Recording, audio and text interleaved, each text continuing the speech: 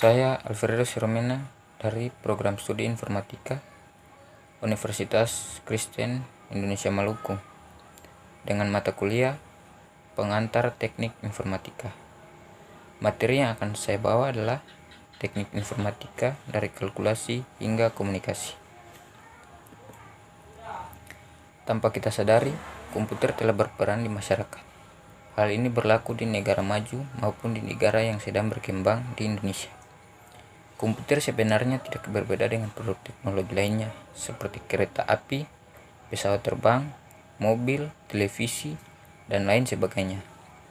Apa yang membedakan komputer dengan produk lainnya adalah kemampuannya untuk dapat diprogram guna melaksanakan berbagai macam tugas dengan kecepatan dan ketelitian yang tinggi. Pengertian komputer. Komputer adalah alat yang dipakai untuk mengelola data menurut prosedur yang telah dirumuskan. Kata komputer semula dipergunakan untuk menggambarkan orang yang pekerjaannya melakukan perhitungan aritmatika dengan atau tanpa alat bantu. Tetapi arti kata ini kemudian dipindahkan kepada mesin itu sendiri. Asal mulanya, pengolahan informasi hampir eksklusif berhubungan dengan masalah aritmatika, tetapi komputer modern dipakai untuk banyak tugas yang tidak berhubungan dengan matematika. Manfaat komputer. Yang pertama, penyimpanan surat menyurat sampai dengan penyimpanan arsip di kantor. Yang kedua, pembuatan film dalam bidang animasi dan efek-efek 3 dimensi. Yang ketiga, pencarian buku berdasarkan judul buku dan nama pengarang di perpustakaan. Yang keempat, pelayanan administrasi dan mutu pelayanan medis pada rumah sakit. Yang kelima, pemesanan tiket pesawat terbang dan perusahaan penerbangan domestik maupun internasional. Yang keenam, administrasi negara seperti administrasi data kepegawaian, administrasi data kependudukan, pembuatan KTP, SIM, dan lain sebagainya. Dan yang terakhir, penggunaan komputer dalam bidang industri. Hubungan komputer dengan teknologi informasi. Sistem informasi adalah aplikasi komputer untuk mendukung operasi dari suatu organisasi. Operasi, instalasi, dan perawatan komputer, perangkat lunak, dan data. Sistem informasi manajemen adalah kunci dari bidang yang menekankan finansial dan personal manajemen. Teknologi informasi dilihat dari kata penyusunannya adalah teknologi dan informasi.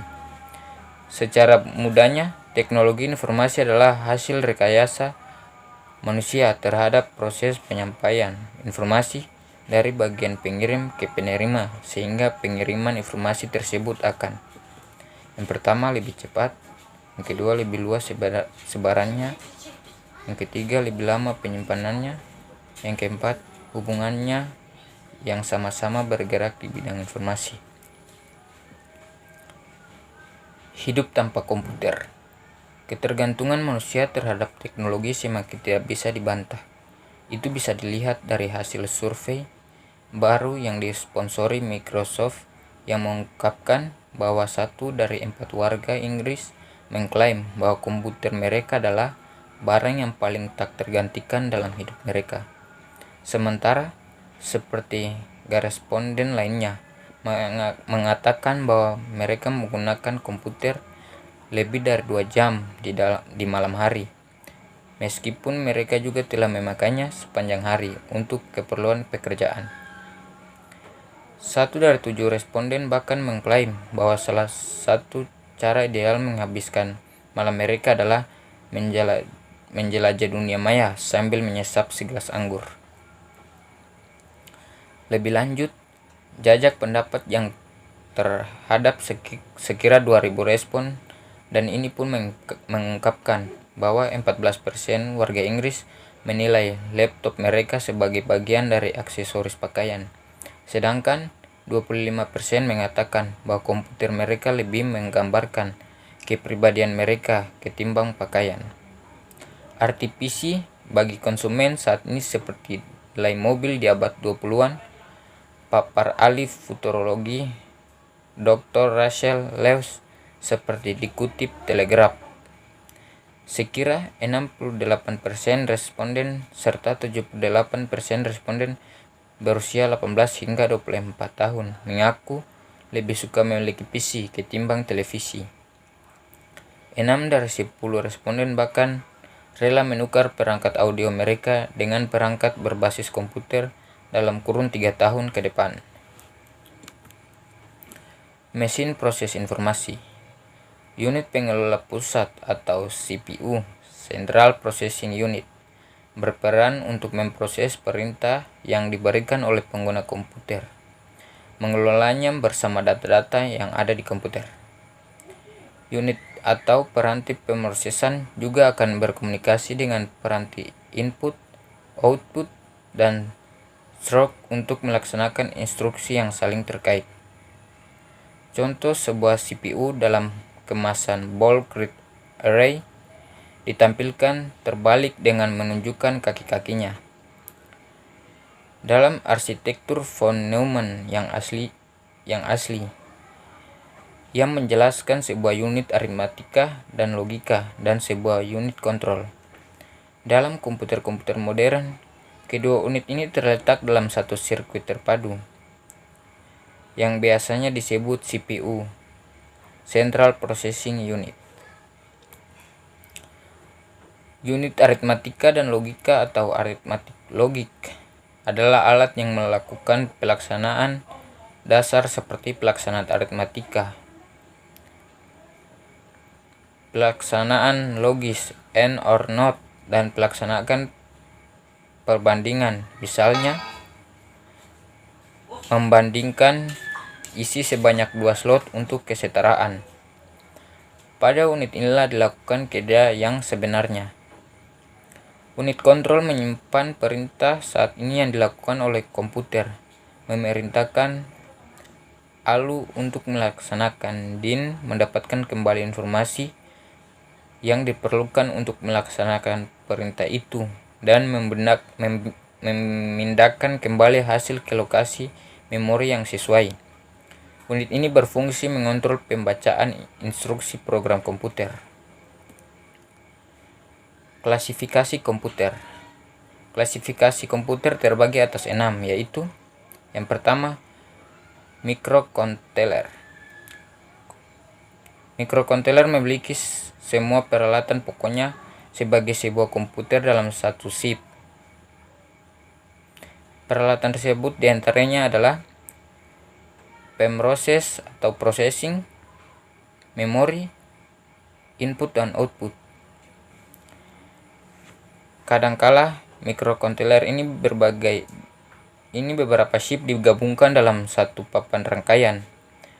Perangkat ini sangat ideal untuk mengerjakan sesuatu yang bersifat khusus, sehingga aplikasi yang diisikan ke dalam komputer ini adalah aplikasi yang bersifat dedicated. Jika dilihat dari harga microcontroller ini, harga umumnya lebih murah dibandingkan dengan komputer lainnya, karena perangkatnya relatif sederhana. Contohnya, alat ini diantaranya adalah komputer yang digunakan pada mobil untuk mengatur kestabilan mesin, alat untuk pengatur lampu lalu lintas. Yang kedua, mikrokomputer. Komputer ini khususnya digunakan untuk single user. Biasanya disebut juga dengan komputer desktop atau komputer pribadi. Komputer ini sudah dirancang sedemikian rupa untuk mampu berinteraksi dengan penggunanya. Penggunaannya sangat populer pada penggunaan di rumah atau untuk menjalankan aplikasi bisnis. Yang ketiga, engineering workstation. Komputer ini lebih powerful apabila dibandingkan dengan komputer pribadi. Umumnya, komputer ini digunakan untuk menjalankan aplikasi yang dipakai oleh para ahli teknik dalam melakukan perhitungan dan penyelesaian pekerjaannya. Aplikasi yang digunakan lebih cenderung kepada software yang banyak melakukan berbagai perhitungan, baik secara 3 dimensi maupun secara matematika lainnya.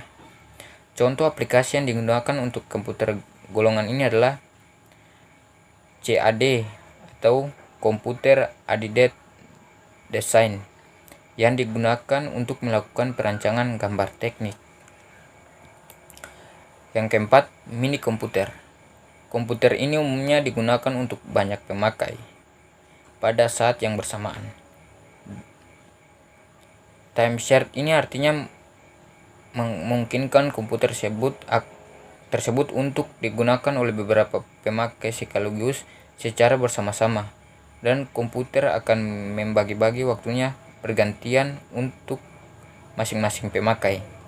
Tentunya pergantian waktu layanan ini tidak terlalu terasa bagi pemakai, mengingat pembagian waktunya dihitung dalam waktu yang sangat sempit atau dalam satuan per 1000 detik, tergantung sistem yang digunakan. Pelayanan pada penggunaannya lebih dititik beratkan kepada proses, bukannya terhadap interaksi pengguna komputer tersebut. Contohnya, komputer yang termasuk ke dalam golongan ini adalah IPMAS 400. Komputer ini lebih cenderung digunakan untuk suatu kelompok penggunaan atau per departemen pada perusahaan besar. Yang kelima, mainframe. Pada tahap awal mulanya era komputerisasi, mainframe merupakan salah satunya komputer yang ada pada waktu itu. Mainframe ini dapat melayani ratusan penggunanya pada saat yang bersamaan. Komputer ini mirip dengan mini komputer, namun lebih besar dan lebih mahal. Penggunaannya umumnya untuk mengelola data dari suatu divisi atau perusahaan besar yang membutuhkan pengelolaan yang cukup berat. Yang keenam, superkomputer. Komputer ini merupakan komputer yang powerful yang ada. Aplikasi yang digunakan biasanya lebih cenderung untuk penelitian ilmiah. Komputer ini biasanya memiliki beberapa prosesor yang sekaligus untuk menjalankan tugasnya. Revolusi internet. Akhir-akhir ini banyak sekali informasi atau berita teknologi yang menjelaskan tentang domain baru, revolusi domain yang menyebutnya. Kenapa? Karena semua perusahaan besar seperti Google, Axis, Amazon, dan beberapa perusahaan terkenal di dunia menginginkan nama domain dengan nama perusahaan mereka. Contoh, nama domain Google. Hal tersebut memang membawa revolusi baru untuk nama domain. Perubahan nama domain tersebut menjadi sesuai dengan keinginan kita merupakan hal yang sangat mahal. Bayangkan saja Google rela membayar 172 miliar untuk domain-domain mereka. Wah, harga yang sangat fantastis, bukan? Memang benar, untuk satu buah nama domain saja harganya sekitar 1,7 miliar.